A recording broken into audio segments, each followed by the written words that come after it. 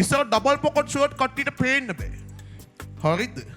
හැබැයි දැන් ඒකට දැන් මේ පාර අවුරුද්දට අපටවත් ඩබල් පොකට් ෂර්ට් එකක් ගන්න නේ.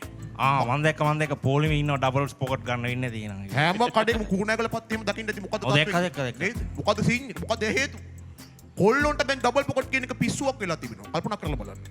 මොකද්ද මේ ඩබල් පොකට් කියන එකේ තේරුම? කට්ටිය හිතන අපි මේක නිකන් අඳිනවා කියලා. නිකන් නෙමෙයි. නිකන් නෙවෙයි දැන්.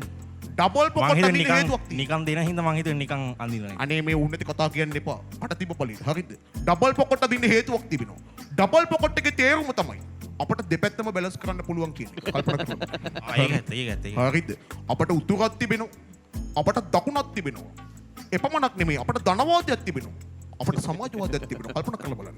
ඒ විතරක් නෙමෙයි අපට ඉන්දියාවක් සිටිනවා. අපට චීනයක් සිටිනවා. සාක්කු දෙකක් තියෙනවා. ඉන්දියාවේ සල්ලි මේකට දාගන්න පුළුවන්. චීනයේ සල්ලි මේකට දාගන්න පුළුවන්. ඇත්ත.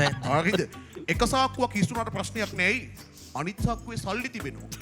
හරි? ඒ නිසා බොහොම පැහැදිලිව මතක් කරනවා ඩබල් පොකට් ෂර්ට් අපි අඳින්න හේතුව තමයි දෙපැත්තම බැලන්ස් කරන්න පුළුවන්